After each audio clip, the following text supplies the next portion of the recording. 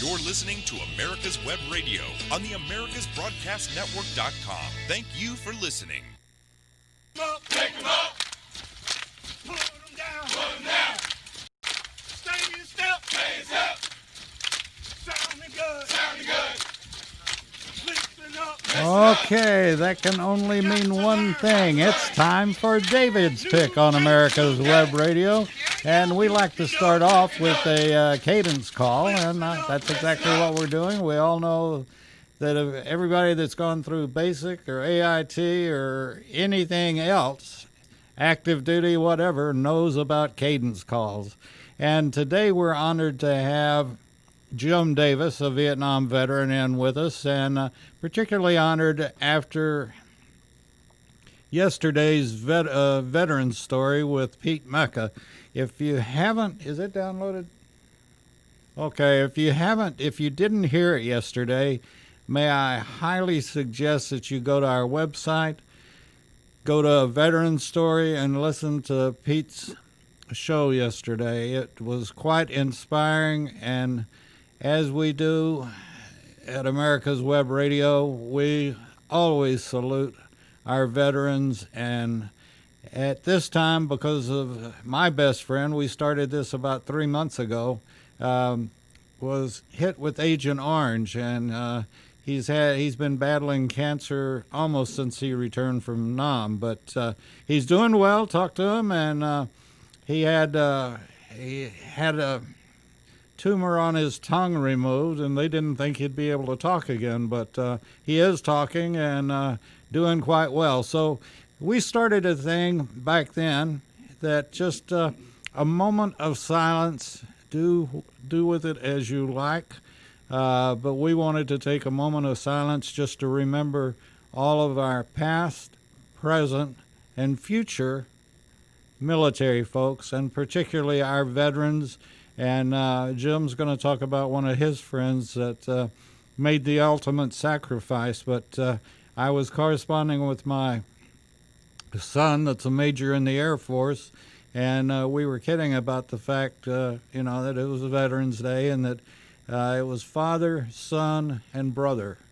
And I are the father, he are the son, but we're brothers because we both raised our hands, and there's a brotherhood in the military.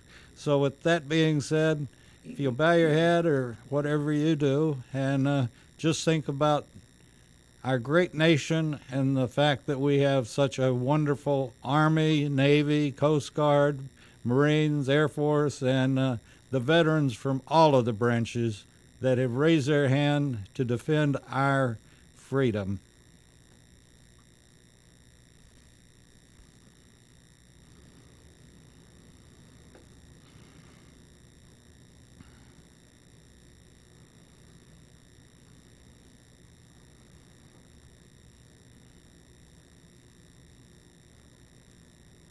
Thank you. Jim, it's a pleasure to have you here, and Jim and I met because he had a little golf tournament recently for Operation Santa Claus, and we certainly we'll be supporting that as Christmas draws near. And just give me a little quick description of Operation Santa Claus. Certainly, David. Operation Santa was started 14 years ago by a comrade of mine who was a former Ranger and just a great citizen and great patriot. And he wanted to give back to the veterans community. And the whole theme behind Operation Santa is that we purchase targeted Christmas gifts for all of the children of all of the Georgia servicemen and servicewomen who are deployed overseas during the holidays. And as I said, this was started 14 years ago by Christian Owen Stevens, a good friend and comrade of mine in the VFW, who unfortunately died tragically February this year doing what he loved, which was skydiving. And so our mission right now is to carry on his vision and to expand Operation Santa to other states in this wonderful United States and to take care of the children of veterans in other states as well. I tell you what, as you expand and as you contact other folks,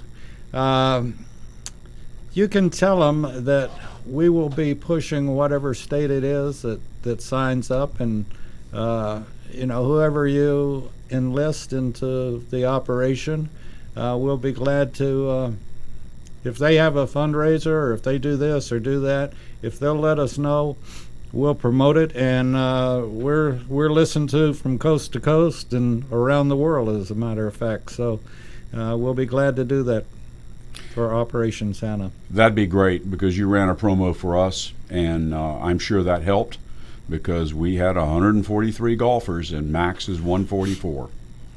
That's fantastic. So anyway, something has gotten me starting at the house this morning. I didn't get that rain that we were supposed to have, so it didn't wash off something. But anyway, you went in. I was in AIT, or in basic and AIT, in '69. When did you go in, and where did you do your? I went in '67. I was at the University of Virginia, and I guess I just got tired of school. And so at the end of one of the semesters, I simply withdrew and moved back home. And my mom wondered, what in the devil are you going to do? And I said, I'll get a job.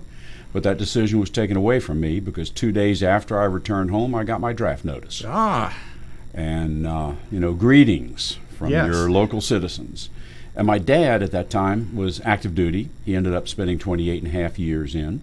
Wow. And he said to me, son, you're too smart to be a bullet launcher carrier. And my apologies to all the 11 Bravo light infantrymen out there. But he said, don't get drafted, volunteer for some service, and get some type of technical training that you can use in the future. And he also surprised me. I couldn't believe this coming from the man that I call the old Sarge.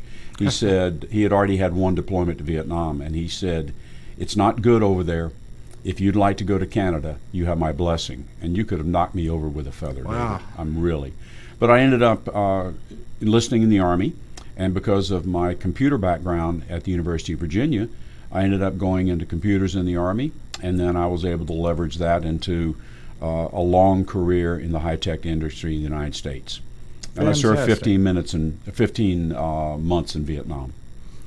North or south? It was slightly south. We were at the base camp of the 25th Infantry Division at Cu Chi, which is about 45 miles northwest of Saigon, fairly close to the border there with Cambodia. Ho Chi Minh City? Yeah, well, I still call it Saigon. I'm sorry, I'm a traditionalist. Yes, sir, I understand. And,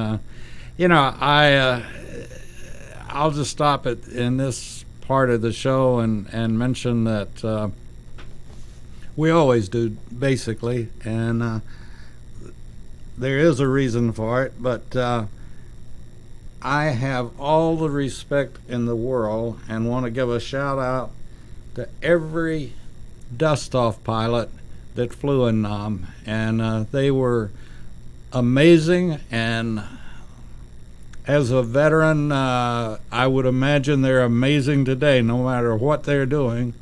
And I think we've only had one on the show. But if you were a dust-off pilot and would like to be interviewed or like to come into the studio, I would, I'll roll out my 1.5-inch square red carpet and honor you as you come in the door. The dust-offs were, just as you well know, I'm sure you became acquainted with them.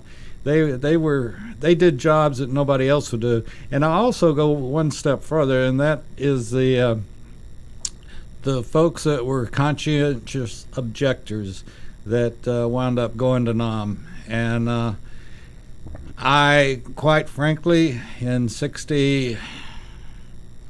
before I enlisted, or before I joined the Guard, didn't have a whole lot of respect for the conscientious objectors. But now I would love to have one of them come in and talk about the time in Vietnam. They did a fantastic job they didn't carry a weapon, but that bag that had the big red cross on it, they saved so many lives. And they like the dust-off pilots, are truly my heroes, and I always try to mention them and thank them for the job that they did. And I want to publicly thank you for the job that you did, Jim, and going to Nam and learning computers. I didn't even know that the Army could spell computer when I was in. David, the computer I worked on was fantastic. It was airdroppable, rotating disk base. Wow. All of the circuit cards were covered in epoxy, so it worked well in any environment, including the jungles of Southeast Asia. The primary use of the computer was in a fire direction center of an artillery company. Wow. And properly utilized, those artillery units, they could put rounds on target first time without a marking round. And that was a major force multiplier for those poor souls out there in the jungles under fire from the Viet Cong. So let me ask, and we've had some recon pilots on, a number of recon pilots, as a matter of fact, that so would the recon pilots radio back to your computer operator, and then the computer operator give the coordinates and all of that to the artillery? Basically, that's correct. Somebody out there has got to provide either a grid location of the actual target area, or if they have an observation point, they can give their grid location and then a azimuth or direction at a distance. That comes into the Tactical Operations Center or Fire Direction Center, depending on what they call it in each of the services. And then they've got to actually chart operators that plot that location, and they make sure that there's no intervening hills or whatever. Meanwhile, at the computer operator is punching in those coordinates. And in some cases, if they have individual coordinates for the gun positions, they can actually target those rounds to hit at a single point, or they can target them in a square or a linear sheaf. It's called a sheaf. And I actually participated in a mission in Tay Ninh, which was right on the border there. It was called Rocket City. No one lived above ground because the Viet Cong and NVA were right across the border, untouchable by us, according to Congress. And they would get rocketed every night. But I actually worked with a 155 millimeter howitzer team there. And the mission came in, and we had just recalibrated the computer and put in the new meteorological data. And the first round was on target, and they put the next rounds in the tubes, and the next salvo was on target. Fire for effect. Fire for effect, one salvo, and that's all it took. Wow.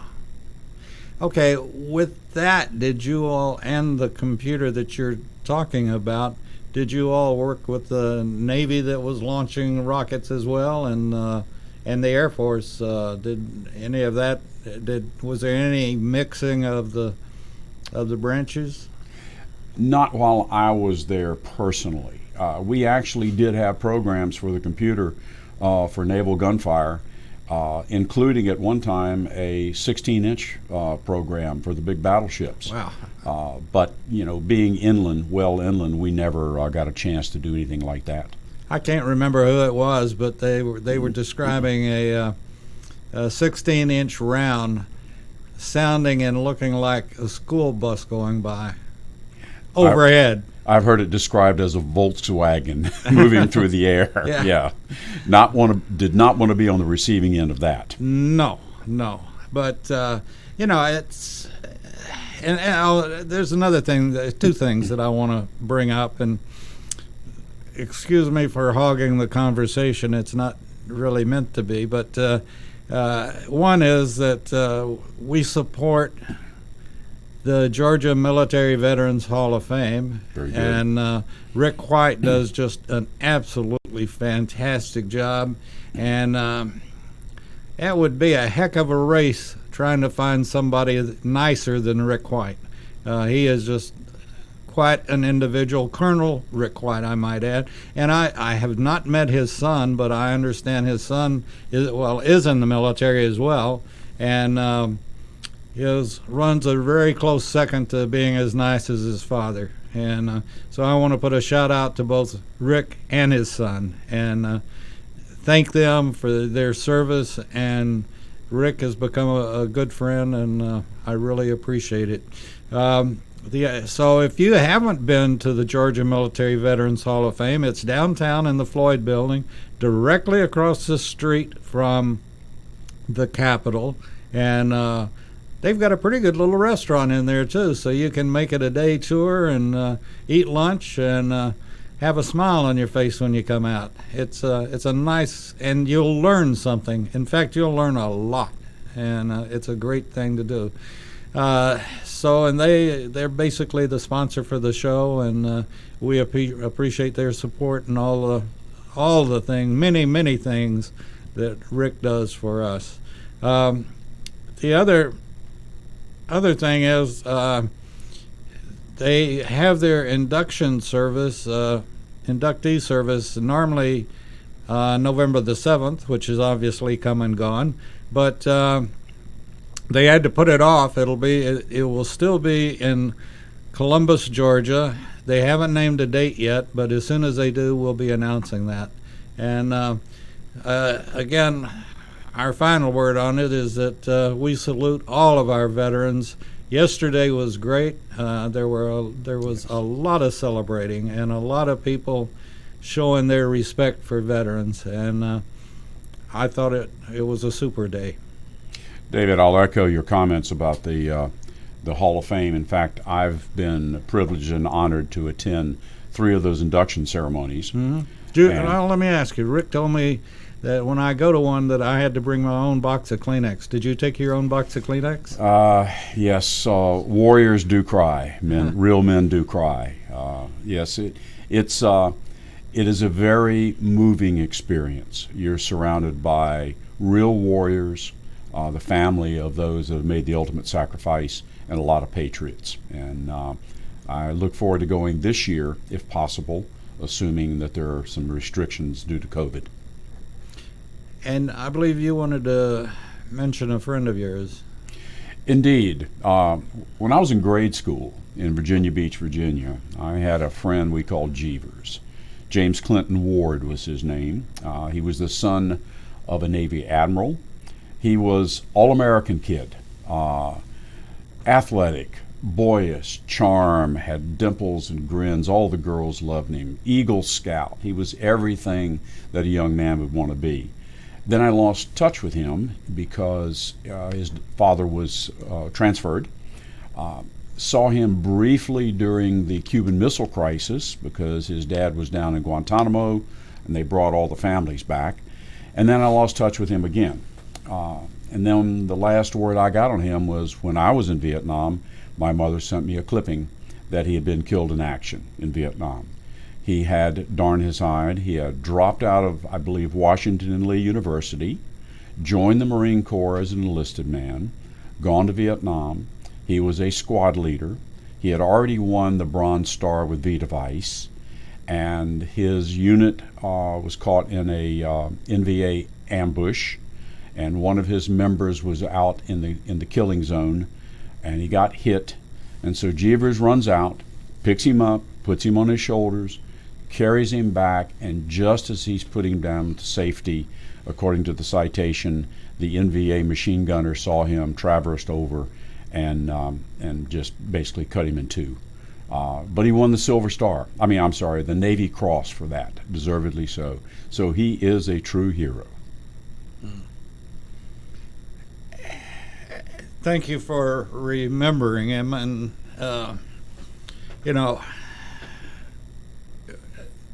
we talked about, or you and I didn't, but Pete Mecca that did a veteran story and did what a wonderful job he did yesterday. But we were talking about the fact the number of, I think it's over 1,000 vets, World War II vets die every day now. And I think it's down to 300 and some odd thousand that are left. But as we mentioned and talked about it, we're losing our Vietnam veterans in great numbers. And please, if you have a member of your family that's any kind of a veteran, it doesn't matter whether it was Vietnam, Korea, World War II, whatever, or the Persian Gulf, whatever, talk to them and find out their stories and remember them and remember their stories from one generation to the next. Excuse me. It's so important that you pass those stories on, and that, just like Jim said, of his friend, a real hero.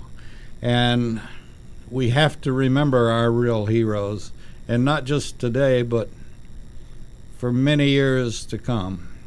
So, with that being said, I wanted to touch on you're very active in the VFW, correct? That is correct. And tell us about what you do in the VFW. Well, let me go back and say that from a historical point of view, when I was 30 years old, my father, who ended up serving 28 and a half years active duty, World War II, Korea, and 2 tours in Vietnam, Wow. purchased me a life membership in the Veterans of Foreign Wars. And I'll tell you, at that time, being a young 30-year-old, upwardly mobile person in the high-tech industry, I didn't pay much attention to that. Although with my work in the Boy Scouts and with my fraternity, I did record my time so they could get credit for the community service. And then about 8 years ago, reading about the returnees from what I call the sandbox over in Southwest Asia, I told my wife that I wanted to meet some of these young men and women. And so I searched for a post near me, which turned out to be Roswell, and joined that post as an active member. Became an officer. I was the adjutant. And then eventually that post merged with what is now the North Fulton County Post, 12002, of which I am now the adjutant and the quartermaster. And for lay folks, that means secretary and treasurer. But I've met so many wonderful people working with the VFW, and also working on all of the various programs that the VFW engages in. A lot of people aren't aware of all the community service programs that we engage in every year. The Voice of Democracy, which is a oral essay contest nationwide with a $30,000 college scholarship for the winner. And the Patriots Pen, which is for the 7th, 8th, and 9th, or 6th, 7th, and 8th graders, written essay. Same thing, national competition.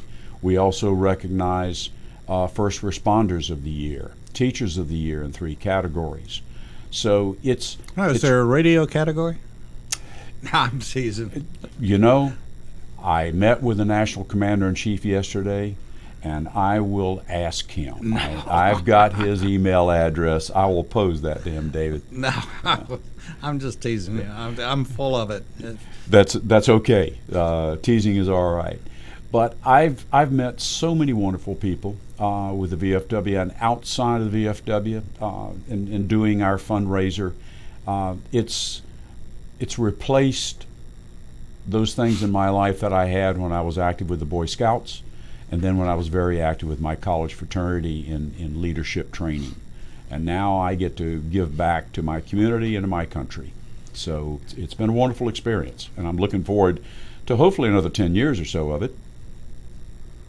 You know, one question that I think I may have mentioned this to you that I always ask, and it's the one hardball question that I'll ask, and I hope you look like you're prepared for it. Look like We'll see. You'll be able to catch it and work with it. But I always ask my guests and veterans, can you name one person, one veteran that you know of, that can tell one story? Yes. And stop after one story. Oh, that's a difficult one, because the person I'm thinking of has a great story. It's not a combat story, but it's a very interesting story. But he probably won't stop after that. So you're right. Once you get started, especially when we're talking amongst ourselves, it's hard to stop. You put 6 veterans at a table, and when it gets to the one-ups point, then all of the stories start coming out.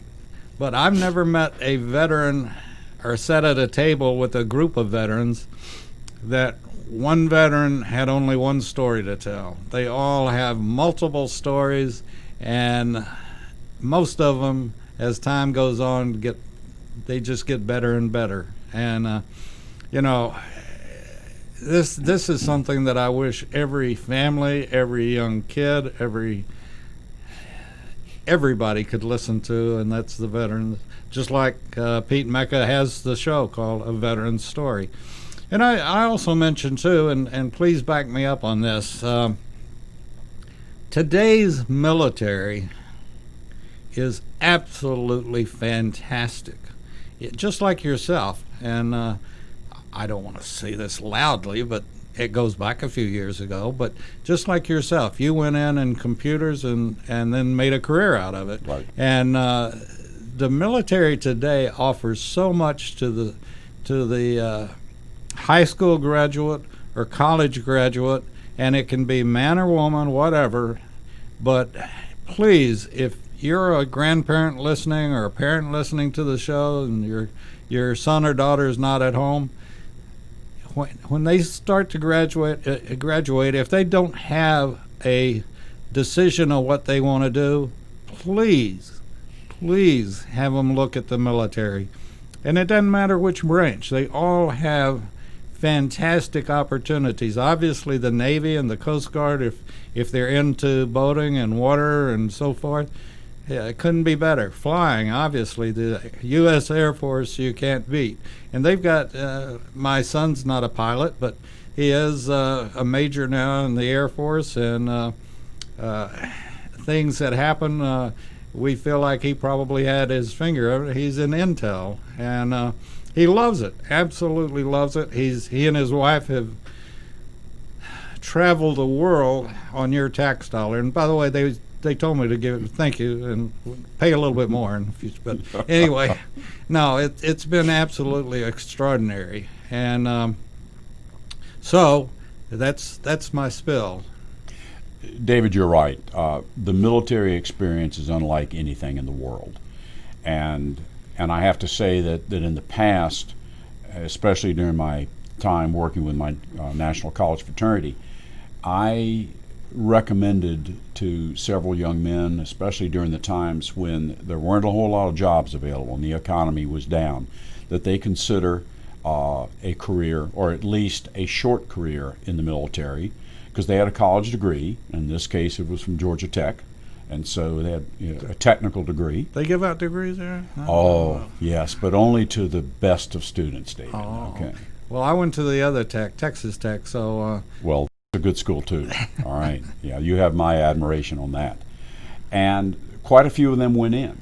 In fact, one of the young men that I actually helped to get into the United States Marine Corps recently got promoted to the rank of lieutenant colonel, and I was pleased to go to his graduation ceremony, his promotional ceremony, and that was a special experience for me, having been part and parcel of getting him in there. But quite a few young men have taken my advice, and they didn't stay in and make it a career, but they got a lot of leadership experience. In a lot of cases, they went into some technical aspects of the military, and the military today is not simple. It is full of technology. They've got operational research people there, your intel people. Just being an infantryman now requires mathematical skills, technical knowledge, all the equipment they've got. It's not simple anymore, and it takes a special breed of person to go in and do that. And you'll meet lifelong friends. You'll make lifelong friends, I should say. That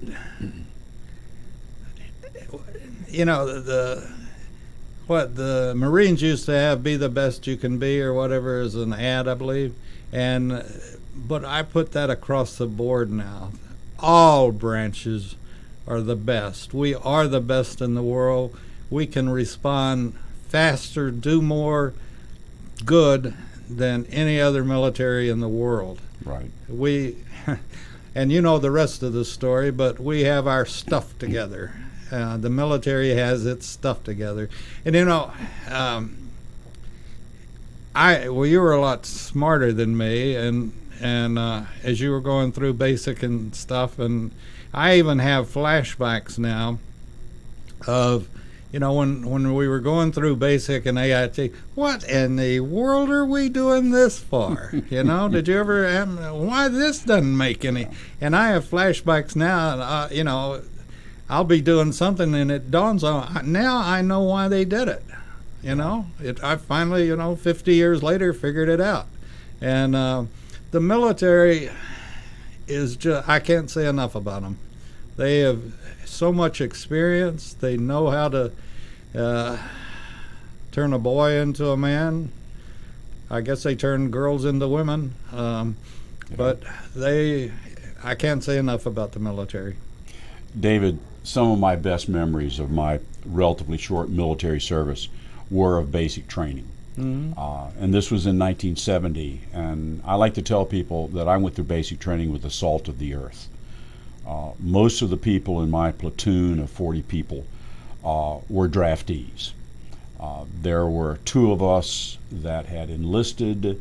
There were a couple of National Guard soldiers, and there were a couple of reserve. But everybody else was a draftee. They were all 11 Bravo, small arms infantrymen. Their next stop was the infantry, AIT, and then to Vietnam. And I've just got some great memories of, on our time off on a Sunday, of hearing Bobby Joe Gentry singing about the Tallahatchie Bridge, of at night watching the line queue up for the 2 telephone booths that had to serve 200 soldiers and watching them call home. And meeting some lifelong friends who unfortunately I'm not in contact with. But one piece of good news is I have from my basic training the roster of my platoon at Fort Benning, Georgia.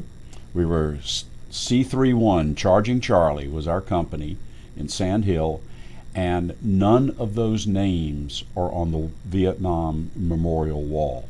That's and fantastic. I find that amazing. Oh, yeah. Maybe we had a really, really special drill instructor. Maybe we all learned those basic infantryman skills to the level that it was able to keep them alive in Vietnam. At least I hope so. You know, what you just said is very, very interesting, and I can appreciate it. I went in the Guard in 69, went to my basic training in 70 at Fort Ord, California. Now, we were 180 degrees. My whole platoon had graduated from college, and most of our company had graduated from college. And my drill sergeant was Sergeant Polino, and you know, the one thing the military, again, you can back me up on this, is you do it, and you do it until you get it right. Right. Now, with our platoon and with our company, you know, that was what had been drilled into the drill sergeant's head. You do it once, and then you do it 10 more times. But we did it once, and that's all we had to do it. And they couldn't figure out, wait a second, that's not the way, you got to do it over and over again to get it right. How did you all get it right the first time? And you know, it messed up their heads. And and he's still a good friend. I met a friend that in reception. I'm sure you remember reception. Oh yes. And it was raining at Fort Ord, which it did a lot of. And this guy was standing up. I was sitting down on the curb, or not on the curb, but on the step. And I heard this guy say, "Well, I just graduated from Texas Tech."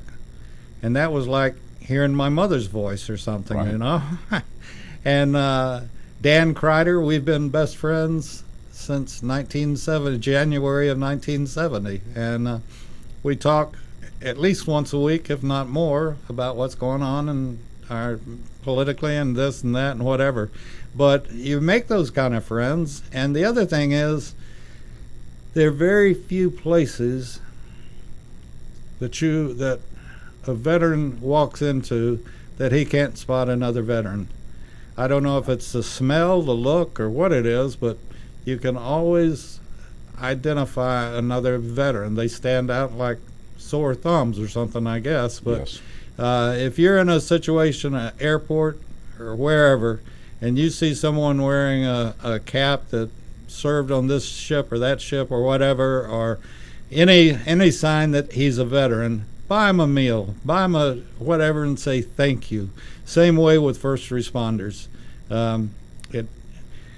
You'll think that you're making them happy, but it'll make you feel better than it makes them feel. Exactly. I had an advantage when I went to basic training in that, again, my dad was a career NCO, and so when I was interviewed by my drill instructor, he wanted to find a platoon guide who would be the trainee responsible for the platoon, and then 4 squad leaders.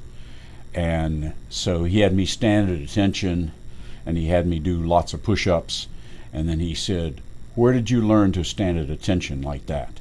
And I said, "From my father, drill sergeant." And he said, "Oh yeah? Who's your father?" I said, "He's Master Sergeant Calvin K. Davis, drill sergeant." I said, "Drill sergeant, I've been standing foot in wall locker inspection since I was 4 years old." And he just looked at me and he said, "You're my platoon guide." So thanks to Dad for preparing me for that. And when we had our first inspection by the commanding officer, as platoon guide, I had my own room, and I always hung my dad's picture in his full dress uniform on the inside door of my wall locker so they could be seen. And the commanding officer walked in, he glanced around, he said, "Platoon guide, who's that picture?" I said, "That's my father, sir." He said, "He's still in?" I said, "Yes, sir. He's got 20 years in at this point, sir." And he just looked at me and he said, "Very good room, platoon guide," and never inspected it.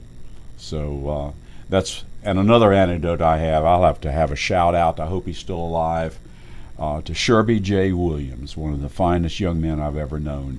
I met him in the induction ceremony there, where you had to fill out all these papers.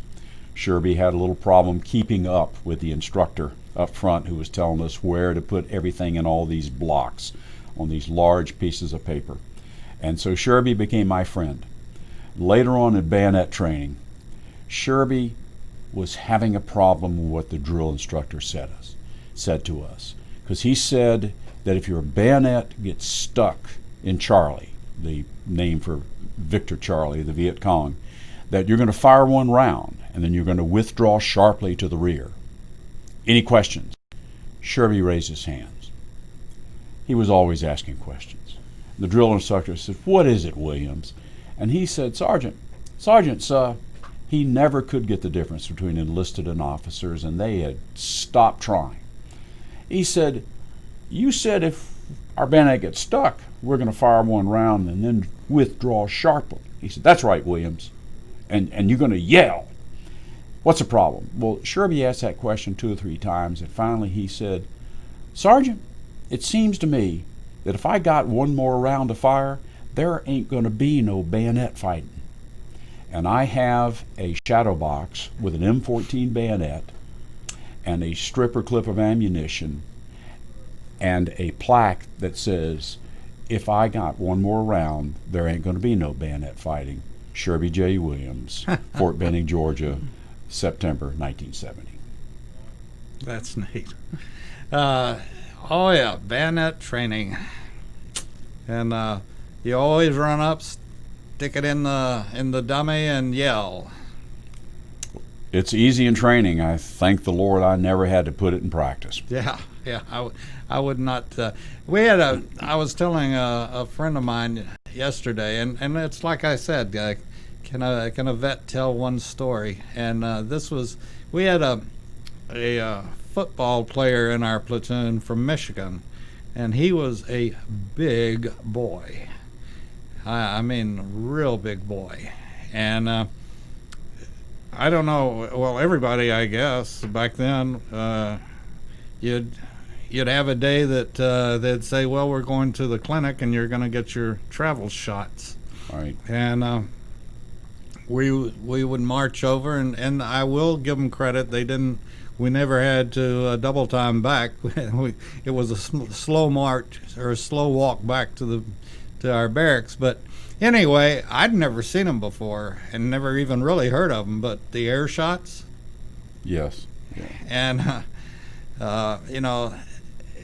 we went in to get our shots and have no idea. We carried a little book and they filled it out, but had no idea what we were getting it for, like a yellow fever or who knows. But anyway, so we go in and the corpsman says, now, gentlemen, this isn't going to hurt near as much as a needle does, but it will penetrate, and he shoots it and it goes flying across the room, Yeah, right. stuff. And there's this loud, and it's our Michigan football player that is totally wiped out, passed out, after he saw the corpsman shoot the air shot across the room. And he was a good sport about it, and he always got kidded about it. But then, you do some things in basic that, we did the old warm water in the helmet. And if you don't know what the results of that is, ask somebody. And as he was finding out about that, we'd also put shaving cream in his hand. And, Right. So, but you do stuff like that, and you make lifelong friends in basic and AIT. And then if you go in country, the one thing you learn is that you count on somebody having your back, and you have your buddy's back. That's right. And talking about shots, I remember they told us with those injectors they had, don't move. Yeah. And there would be a little bit of vacuum to draw your skin in, but one of the guys twitched with his shoulder, and he ended up with about 1.5 inch laceration in there. That was so significant that they had to send him to the dispensary and get it stitched up. Wow. But I learned to relax and don't move, because there were times when they were putting 2 shots in each arm. Yeah. It was the military has it down, and it is interesting. And you go through it, and you and I went to Fort Ord, you went to Benning. They jumped out of planes in Benning. You didn't do that, did you? I've actually jumped out of one plane. Oh. One time on a tandem jump with a young man from Fort Benning, an airborne trooper there who was getting some extra money doing tandem jumps. Very frightening, but then very exhilarating. And under canopy, it is so peaceful as you're just drifting down through the air. And if I could just go from ground to canopy, I'd do it in a New York minute. But that falling through the air, that's a little much for me, I must admit. I had, even when I was flying, I had no thought of wanting to jump out of the plane. As long as that prop was going, I was going with it.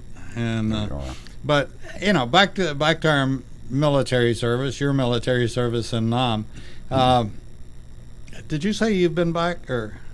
I have not. Oh, okay. Well, I have a lot of friends that have and have marveled at Saigon, Ho Chi Minh City now, and the Vietnamese, from what I understand, are very grateful and always respect Americans and do their best to be friends of the Americans, and they appreciate the aid that we've given them after, depending on how you look at it, losing or winning the war. And there was a lot of, in my opinion, since I didn't go, I can't address it, but there was a lot of inhumane activity in Nam that I don't think our military was really expecting or I don't want to say trained for, but just things that you couldn't believe one human would do to another. You're exactly right, and that certainly is the bad side of the military experiences. You see man's inhumanity to man, and I saw some desecration of bodies almost as soon as I got there. That it really impacted me, but I've shunted it back to the back of my memory so it doesn't bother me. But on the other hand, since we were at the 25th Infantry Division base camp, we had indigenous workers helping us do things during the day.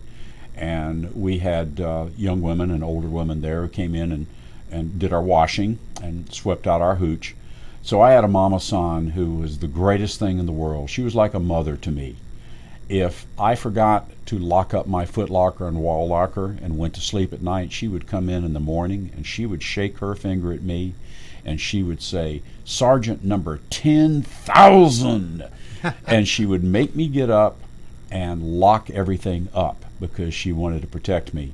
So for Christmas in my second calendar year there, I went to the PX and I bought some packets of Tide soap, and then I had one of the nurses from the 25th Evacuation Hospital across the street from our company area go into the women's section of the PX and buy her some cologne and eau de toilette and some Jergens hand lotion and some face lotion, and I gave it to her for Christmas. And oh my gosh, the tears that came out of that woman's eyes, the gratitude she felt. You know, and I think you already know me well enough that I'm not exactly a tree hugger, but at the same token, we all live on the same planet. And yes, we do. You know,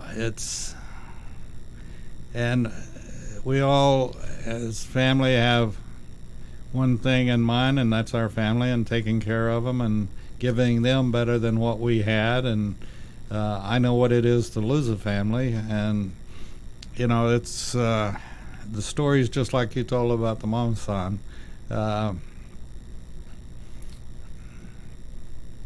We're humans, and we have to remember that. Indeed we do. Indeed we do. So, we're getting down. I want to, before we get out of here, I want to talk about Operation Santa and a little bit more and how people can give to it, how people can, you know, what can we do as civilians? Donate money. Help us out, because we're thinking this year that we may not have as many troops from Georgia deployed, and that would be a good thing. But we've also had some years where we ran a deficit budget. So if you would like to help, you can go to operationsanta.org. That's our website, and it'll give you contact information. You can also go to our VFW Post website, which is vfw12002.org. And we've got contact information on there. We'll take $10, $25. We have donations from all sorts of people from all walks of life. My neighbor from Britain, who has dual citizenship, sent us a check for $200 this year because she knows it's going to a very, very good cause.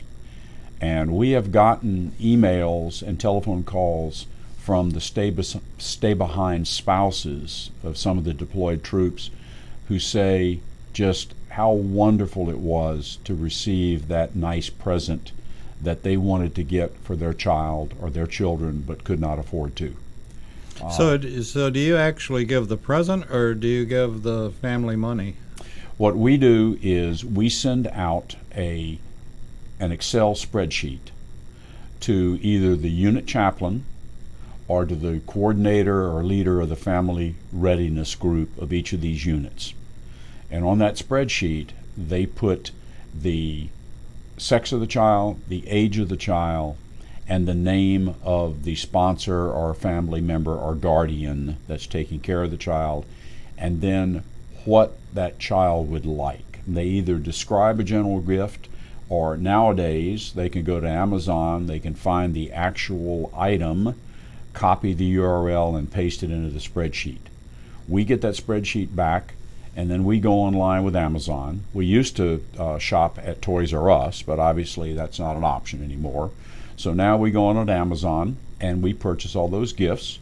We record the order number, the estimated delivery date, and then we send that updated spreadsheet back to the FRG, the Family Readiness Group, and we have the items delivered there. They receive them, they will package them, they will wrap them up, and they will put the sponsor's name on there. The child never knows we were involved. As far as they're concerned, that gift came from their dad or mom who happens to be overseas. That's beautiful. Absolutely beautiful. And, you know, one other thing that I wanted to mention, do you know Mark Betty by chance? I do not, David. Do you know what I'm talking about? Or No, sir, okay. I don't. Okay, well, he's a Lutheran minister, but he was also a chaplain. And I experienced a situation while my hometown was hit by a tornado, and my CO wouldn't let me go, but I went to the chaplain, and I was on a plane within 2 hours. And the chaplain in the military has lots of powers in many ways, and I just want to give a shout out to all of the men and women that have served in the military as chaplains, and salute them, and they have a very hard job to do, and they do it very, very well. And Mark has become a friend, and we look forward to having him back on America's Web Radio talking about his service and what he's doing now. So we're going to be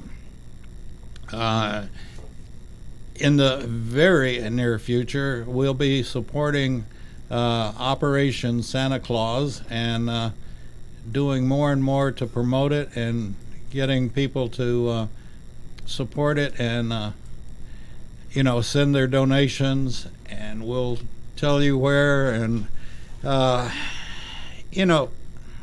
we have to take care of our veterans, and Yes. we also always give a salute, shout out, whatever you want to call it, to those that are left behind. And it's not always the women that are left behind. There are a lot of That's right. women that are in the military today, and the husbands are left with changing diapers and doing the laundry. And what in a family, and I was single, so I can't address it in reality, but anyone that's in the military, it's the whole family. It's not just the one person. It's That's the right. man and the wife, or the man, the wife, and the 2 kids, or whatever it happens to be. And they give, and I know when my son's deployed, his wife takes care of the business at home. And that's the way it works. And for what you all are doing is just absolutely fantastic. And if you're and we've had some strange things happen since Desert Shield and Desert Storm, and that was ARs and NGs called up to active duty. That's right. And not that they were never ever called, but certainly not in the numbers that have been called. And if you know of a neighbor, or in the future, if again our government calls on ARs and NGs to serve, be the good neighbor and change the light bulb, or fix the door, or whatever, that whoever the spouse is that's left behind, offer to help them. Or, heaven forbid, if you're a good cook, take them a meal every now and then. Mm-hmm. And they're all doing their part for you and for me, and we have to remember them all the time. Jim, you want to wrap up with something? You mentioned chaplains, and let me tell you that our guest of honor at our golf tournament fundraiser was Jeff Strucker, and Strucker was a sergeant with the 75th Rangers.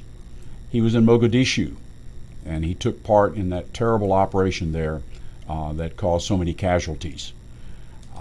As a consequence of that, he had a life-changing event during a rescue attempt when he was leading a 3 Humvee convoy there. And he left the military as an enlisted man, ended up getting his divinity degree, ordained, and entered back in as a chaplain in the 75th Ranger Regiment. So his opening remarks at our Freedom Fighters Open, which is our golf tournament, had to do with the families that stay behind. Because as a young chaplain in the 75th Rangers, his first 2 duties were to fly back to the United States hand carrying the letters that the unit's commanding officer had written to the families of those Rangers that didn't make it back. And he dwelled on the fact, as you just said, that those that stay behind also serve, and it's tough on them. It's good to know that we have family readiness groups now, because we did not have those when my dad was active duty and I was a Army brat. So it's a very, very good thing, and we are very proud to work with them to do a little something for all their children. You know, Army brat, I doubt, but Army family, that I understand. My dad was in the Navy and was in the Pacific, and I, you know, I was born about 9 months after he came back from the Navy, and but you know, the World War II was such a different war from Vietnam, and you know, our Hollywood and so forth made war look somewhat romantic at times, and all this, which there ain't nothing nice about war. No, there isn't. And nobody should ever think that. And you know, getting a letter from somebody that's on active duty and it's taking 2 months, 3 months to get a letter back and forth, whereas today we have the computers and the Instagrams and the Skype and everything else, which is fantastic, but still, it doesn't get any better when you lose somebody. With that being said, we're going to have to put the plug in jug and get out of here. Jim Davis, thank you so much for coming in. It's Thank you, David. a pleasure having you here. And we look forward to next week and another veteran.